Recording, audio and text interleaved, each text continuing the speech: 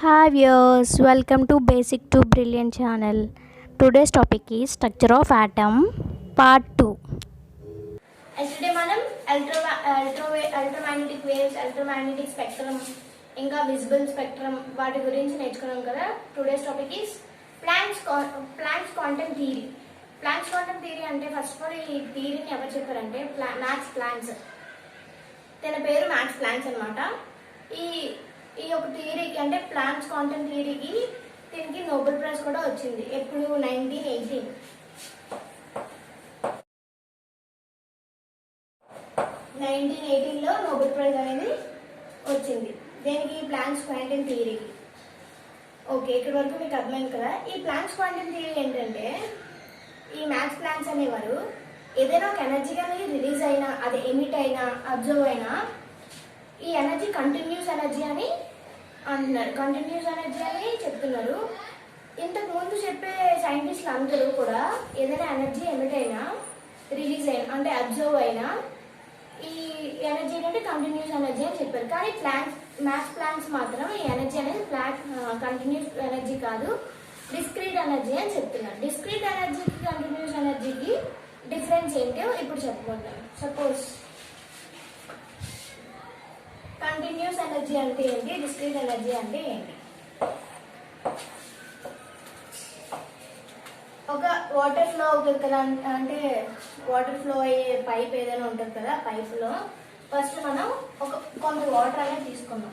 కొంత వాటర్ తీసుకున్నప్పుడు ఆ వాటర్ అనేది పైనుంచి వేస్తే, డౌన్లో పడిన పైప్ పైనుంచి వేస్తే వాటర్ అనేది డౌన్కి ఫ్లో అవుతుంది కదా.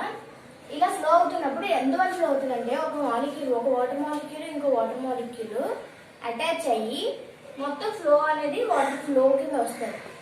అంటే వాటర్ ఫ్లో ఎప్పుడైనా చూస్తారు కదా, వాటర్ ఫ్లో కింద వస్తుంది. ఎప్పుడు విడివిడిగా ఉండదు కదా, ఎప్పుడు ఒకే ఫ్లోలో వస్తుంది. ఇది కంటిన్యూస్ ఎనర్జీ అనమాట. కంటిన్యూస్ ఫ్లోయింగ్ కదా. ఇది ఫర్ ఎగ్జాంపుల్ దీనికి ఏంటంటే కంటిన్యూస్ ఫ్లోయింగ్ అనమాట. అలా వాటర్ వస్తూనే ఉంటుంది కాబట్టి. ఇంకోటి ఏంటంటే దీనికి కంటిన్యూస్ ఎనర్జీ అని మీకు అర్థమైంది. ఇంకోటి సపోజ్ అలాంటి పైపే తీసుకోండి. ఒక పైప్ తీసుకున్నారు కదా, దీంట్లో నుంచి వాటర్ వేసారు కదా, దీంట్లో నుంచి స్టోన్స్, రాయి వేయండి. రాయి వేస్తే ఈ పైప్లో నుంచి ఫస్ట్ స్టోన్స్ వేయండి. ఒక్కొక్క చిన్న స్టోన్స్ అనేవి, రాయిలు అనేవి ఒకసారి ఒక రాయి వేయండి. వేసిన తర్వాత అది దాని యొక్క ఎనర్జీ బట్టి ఫాస్ట్గా ఫ్లో అయిపోతుంది. ఇంకొక రాయి వేయండి, తర్వాత మళ్ళీ దాని తర్వాత వస్తుంది. అలా ఒకదాని తర్వాత ఒకటి వస్తుంది. రాయిలు వేస్తున్న కొద్ది కంటిన్యూస్ ఫ్లో అనేది అవ్వదు కదా, అలా వస్తూనే ఉంటాయండి. కాదు కదా, ఒకటి వచ్చిన తర్వాత ఇంకో స్టోన్ వస్తుంది. దానివల్ల ఇది డిస్క్రీట్ ఎనర్జీ అవుతుంది. ఓకే, కంటిన్యూస్ ఎనర్జీకి వాటర్ ఫ్లోయింగ్. సపోజ్ ఎగ్జాంపుల్ చెప్పాను, స్టోన్స్ ఫ్లో అయితే దీనికి ఎగ్జాంపుల్ డిస్క్రీట్ ఎనర్జీ. ఇప్పుడు అర్థమైంది కదా కంటిన్యూస్ ఎనర్జీ అంటే, డిస్క్రీట్ ఎనర్జీ అంటే ఏంటో. ఫర్ ఎగ్జాంపుల్ అంటే ఎగ్జాంపుల్ కాదు, మ్యాక్స్ ప్లాంక్స్ అనేవారు ఇలా ఎక్స్ప్లెయిన్ చేశారు అనమాట. సపోజ్ ఒక టార్చ్ లైట్ తీసుకోండి. ఒక టార్చ్ లైట్ తీసుకున్నారు కదా, ఇది లైట్ అనేది పాస్ అవుతుంది కదా. లైట్ ఎటువైపు నుంచి అయినా పాస్ అవుతుంది, ఎలా అయినా పాస్ అవుతుంది. సపోజ్ మనం ఇటు సైడ్ తీసుకున్నాం. ఫస్ట్ హెచ్ మ్యూ, తర్వాత 2h mu, 3h mu, 4h mu, so on. అంటే ఇందులో నుంచి ఒక లైట్ ఎనర్జీ అనేది పాస్ అవుతుంది. లైట్ ఎనర్జీ అనేది పాస్ అవుతున్నప్పుడు, ఈ లైట్ ఎనర్జీ అన్ని వైపులు పాస్ అవుతున్నప్పుడు మనకి h mu, 2h mu, 3h mu, 4h mu, so on and h mu, ఇలా సమ్ ఎనర్జీ. అంటే సపోజ్ ఈ ఎనర్జీ లైట్ అనేది పాస్ అవుతుంది కదా, ఈ ఎనర్జీ లైట్ పాస్ అవుతున్నప్పుడు మిగిలిన సైంటిస్టులు అందరూ ఏం చెప్పారంటే ఈ ఎనర్జీ అనేది కంటిన్యూస్ పాసింగ్ అనమాట, కంటిన్యూస్ గా ఫ్లో అవుతుంది ఈ ఎనర్జీ అనేది చెప్పారు అందరు సైంటిస్టులు. కానీ ప్లాంక్స్ అనేవారు మాత్రం ఏమని చెప్పారంటే ఈ లైట్ ఫ్లో అవుతుంది కదా, ఈ ఎనర్జీ ఫ్లో అవడాన్ని ఇది కంటిన్యూస్ ఎనర్జీ కాదు, డిస్క్రీట్ ఎనర్జీ అని చెప్పారనమాట. ఇంకా ఇవన్నీ ఏంటంటే ఒక ప్యాకేజ్, ఎనర్జీ ప్యాకేజెస్ అనమాట. ఇవి ఒక ఎనర్జీ ప్యాకేజెస్. సపోజ్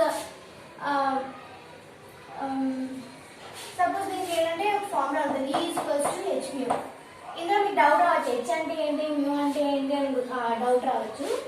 ఈ అంటే ఎనర్జీ, హెచ్ అంటే ప్లాంక్స్ కాన్స్టెంట్,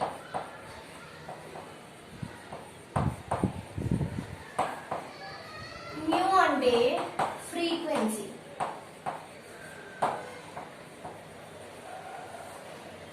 ఓకే, సపోజ్ మీకు ఇంతకు ముందు క్లాస్లో చెప్తాను. మ్యూ అంటే ఏంటంటే ఫ్రీక్వెన్సీని మ్యూతో డినోట్ చేస్తారు. ఫ్రీక్వెన్సీ అంటే రేడియేషన్స్ అన్నమాట. సపోజ్ ఇంతకు ముందు చెప్పాను ఏంటంటే violet colour, red colour deviation visible స్పెక్ట్రమ్లో చెప్పాను కదా, అందులో వైలెట్ కలర్లో ఎక్కువ ఫ్రీక్వెన్సీ ఉంటుందని చెప్పాను. ఎక్కువ ఫ్రీక్వెన్సీ అంటే అర్థం ఏంటి, ఎనర్జీ అనేది కూడా ఎక్కువ ఉన్నది. ఇంతకు ముందు క్లాస్లో ఆల్రెడీ చెప్పాను, ఫ్రీక్వెన్సీ ఎక్కువ ఉంటే ఆటోమేటిక్గా ఎనర్జీ కూడా అంతే ఎక్కువ ఉంటుంది. అదే ఫ్రీక్వెన్సీ తక్కువ ఉంటే ఎనర్జీ కూడా తక్కువే ఉంటుంది. ఇప్పుడు సపోజ్ రెడ్లో అయితే ఎలా ఉంటుంది, ఫ్రీక్వెన్సీ తక్కువ ఉంటుంది, అలాగే ఎనర్జీ కూడా తక్కువ ఉంటుంది. ఇంకోటి ఏంటంటే మీకు రేడియేషన్స్ చెప్పాను, ఏంటంటే gamma rays, UV rays, IR race చెప్పాను కదా. గామా రేస్లో ఎలా సపోజ్ గామా రేస్లో ఎలా ఉంటుంది, ఫ్రీక్వెన్సీ హై ఫ్రీక్వెన్సీ ఉంటుంది కాబట్టి ఎనర్జీ ఆల్సో హై. ఓకే, ఇప్పుడు మీరు దీంట్లో ఎలా రాస్తారు, హెచ్ ఈక్వల్స్ టు కాన్స్టెంట్ అని చెప్పాను కదా, దీనికి ఒక వాల్యూ ఉంటుంది 6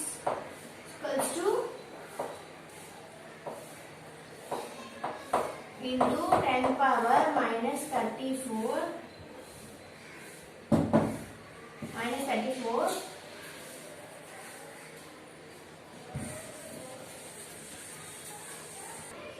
Planck's constant value 6.626 into 10 power minus 34 joules into seconds.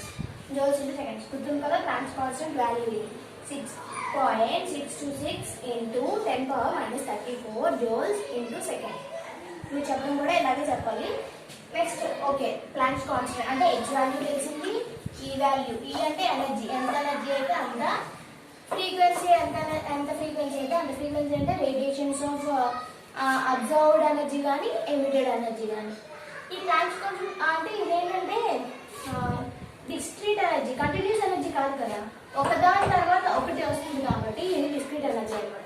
అంటే ఏదైనా ఒక ఎనర్జీ అనేది ఎమిట్ అయినా అబ్జర్వ్ అయినా డిస్క్రీట్ ఎనర్జీలో వస్తుందని మనకి ప్లాంక్స్ అనేవాళ్ళు ప్రూవ్ చేశారు. ఇంతకుముందు సైంటిస్ట్ అందరూ ఏమనుకునేవారు, కంటిన్యూస్ మేనర్లో అవుతుంది ఎనర్జీ అయినా రిలీజ్ అవుతుంది అనుకునేవారు. కానీ ప్లాంక్స్ అనేవారు మనకి కంటిన్యూస్ ఎనర్జీ కాదు, డిస్క్రీట్ ఎనర్జీ అని చెప్పారు.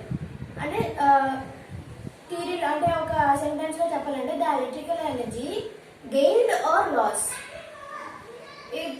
The energy gained or loss అంటే ఎమిట్ అయినా అబ్జర్వ్ అయినా దాని యొక్క రిలీజ్ అయింది ఎలా ఉంటుంది, ఏ మేనర్లో ఉంటుంది, ఏ ఎనర్జీలో ఉంటుంది, డిస్క్రీట్ ఎనర్జీలో ఉంటుంది, కంటిన్యూస్ మేనర్లో కాదు అని చెప్పాలన్నమాట ప్లాంక్స్ కాన్సెప్ట్. నెక్స్ట్ ఏంటంటే సపోజ్ ఇదే ఫార్ములాతో ఏదైనా సమ్స్ వస్తాయి ఈ లెసన్లో, ఇదే ఫార్ములా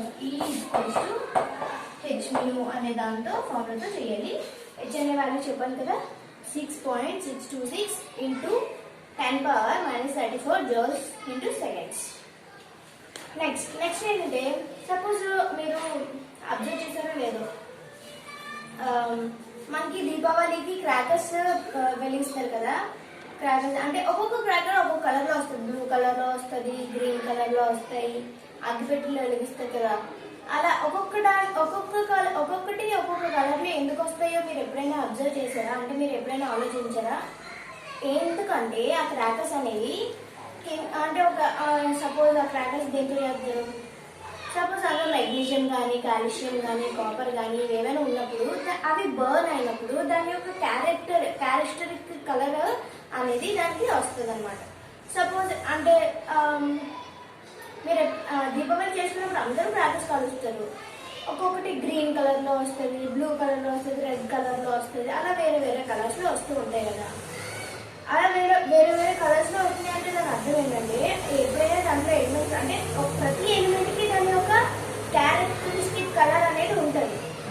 అది బర్న్ అయినప్పుడు దాని యొక్క క్యారెక్టరిస్టిక్ కలర్ ఏదైతే ఉందో అది ఆ కలర్ అనేది మనకి క్రాకర్స్ వెలిగించినప్పుడు వస్తుంది. ఫర్ ఎగ్జాంపుల్ అలాగే చూసుకుంటే ఒక యాక్టివిటీ అనేది ఉంది, అది మన టెక్స్ట్ బుక్లో సెకండ్ యాక్టివిటీ అనుకుంటా. సెకండ్ యాక్టివిటీలో ఏంటంటే సపోజ్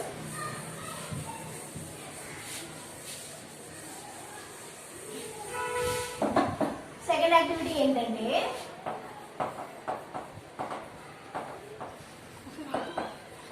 ఫస్ట్ క్యూప్రిక్ క్లోరైడ్ అనేది తీసుకోండి. క్యూప్రిక్ క్లోరైడ్ అనేది తీసుకొని అది ఎందులో తీసుకోవాలంటే ఒక గ్లాస్ అంటే వాచ్ గ్లాస్ అంటారు దాన్ని. ఒక వాచ్ గ్లాస్ అంటే ఒక గ్లాస్ టైప్ ఉంటుంది. గ్లాస్ టైప్ ఒక ప్లేట్ లా ఉంటుంది. ఇలాంటి ప్లేట్ లో మనకి క్యూప్రిక్ క్లోరైడ్ అనేది తీసుకోవాలి.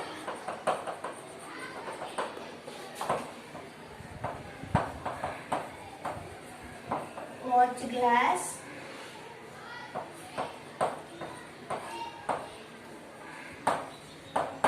క్యూప్రిక్ క్లోరైడ్ ఇలా తీసుకున్నాం కదా. ఈ వాచ్ గ్లాస్ లో క్యూప్రిక్ క్లోరైడ్ అనేది తీసుకొని నెక్స్ట్ అందులో ఏంటంటే dilute HCl hydrochloric acid. Dilute HCl అనేది హైడ్రోక్లోరిక్ యాసిడ్ అన్నమాట. హెచ్సిఎల్ అంటే హైడ్రోక్లోరిక్ యాసిడ్ అనేది యాడ్ చేస్తాం. యాడ్ చేసి దీన్ని cupric chloride hydrochloric acid mix చేసిన తర్వాత బాగా మిక్స్ చేసి ఒక పేస్ట్ లా చేసుకోవాలి. ఒక పేస్ట్ లా చేసుకున్న తర్వాత అది మనకి ఇంకోటి ఏంటంటే ఒక లూప్ ఉంటుంది అనమాట. Platinum loop, suppose platinum loop అంటారు. ప్లాటినం లూప్ అంటే నార్మల్ గ్లాస్ లూప్ కూడా ఉంటుంది. స్టిర్రర్ చేసుకుంటారు, అది గ్లాస్ లూప్. ప్లాటినం లూప్ అంటే మనం పట్టుకున్న మనకి హ్యాంగర్ ఉంటుంది కాబట్టి కాదు. ప్లాటినం లూప్ తీసుకోండి. ప్లాటినం లూప్ తీసుకొని ఈ ఏదైతే మిక్చర్ ఉందో అంటే పేస్ట్ లా చేశారో ఆ పేస్ట్ ని ప్లాటినం లూప్ తో తీసుకొని ఒక అంటే బర్నర్ లా ఉంటుంది. సపోజ్ బర్నర్ ఎలా ఉంటుందంటే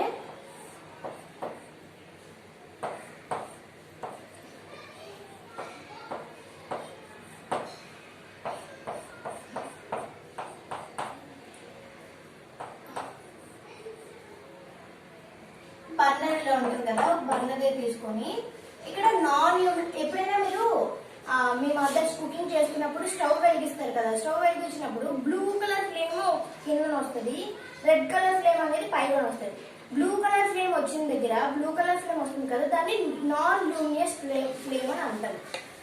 ఈ బర్నర్ లో కూడా అలాగే ఇక్కడ బ్లూ కలర్ ఫ్లేమ్ అనేది వస్తుంది అనమాట. ఆ బ్లూ కలర్ ఫ్లేమ్ వచ్చినప్పుడు ఆ బ్లూ కలర్ ఫ్లేమ్ లో ప్లాటినం లూప్ తో ఏదైతే పేస్ట్ తీసుకున్నారో క్యూప్రిక్ క్లోరైడ్ హైడ్రోక్లోరిక్ యాసిడ్ వేసిన పేస్ట్ ఏదైతే తీసుకున్నారో దాన్ని ఈ నాన్ లూమినస్ ఫ్లేమ్ అని పెట్టండి. ఎక్స్పెరిమెంట్ అన్నమాట. పెట్టిన తర్వాత ఏ కలర్ వస్తుంది, ఏం అబ్జర్వ్ చేస్తారో నాకు చెప్పండి. అంటే సపోజ్ ఏం అబ్జర్వ్ చేస్తారు, క్యూప్రిక్ క్లోరైడ్ అనేది హైడ్రోక్లోరిక్ యాసిడ్ తో యాడ్ అయిన తర్వాత ఒక పేస్ట్ లో చేస్తే ప్లాటినం లూప్ తో ఒక హ్యాంగర్ ఉంటుంది. ఆ హ్యాంగర్ మాత్రం పట్టుకోలేదు. ఫుల్ గా పట్టుకుంటే అది కాలిపోతుంది మన చెయ్యి. అలా పెట్టిన తర్వాత నాన్ లూమినస్ ఫ్లేమ్ లో పెట్టిన తర్వాత మనకి లైట్ గ్రీన్ కలర్ లో వస్తుంది. లైట్ గ్రీన్ కలర్ అంటే సపోజ్ ఇక్కడ ఇది ఏదైతే ఉందో ఇదంతా లైట్ గ్రీన్ కలర్ లో కలర్ అనేది వస్తుంది మనకి. అలా లైట్ గ్రీన్ కలర్ లో వచ్చిందంటే ఆ యొక్క ఎలిమెంట్ కి అంటే దాని యొక్క క్యారెక్టరిస్టిక్ కలర్ ఏమని చెప్తాము, లైట్ గ్రీన్ అని చెప్తాం.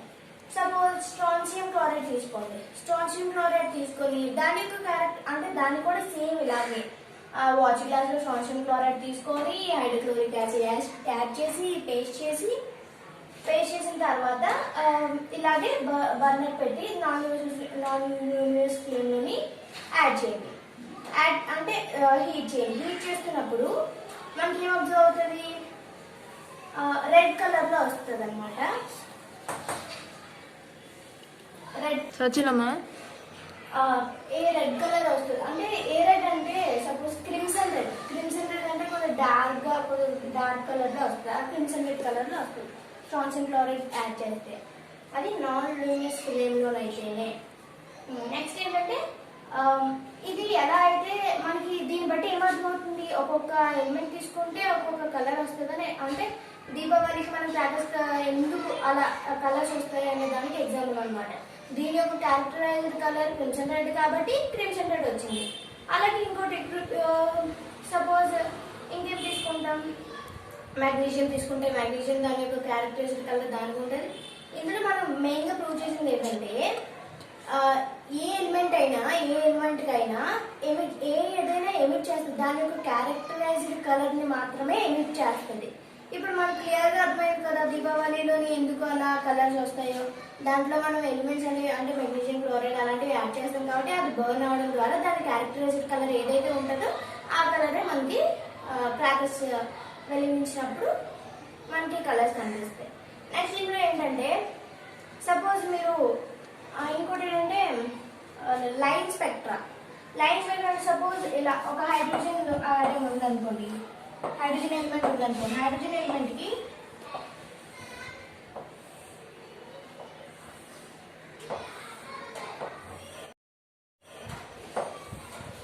ఇలా లైన్ స్పెక్ట్రా అనేది ఉంటుంది.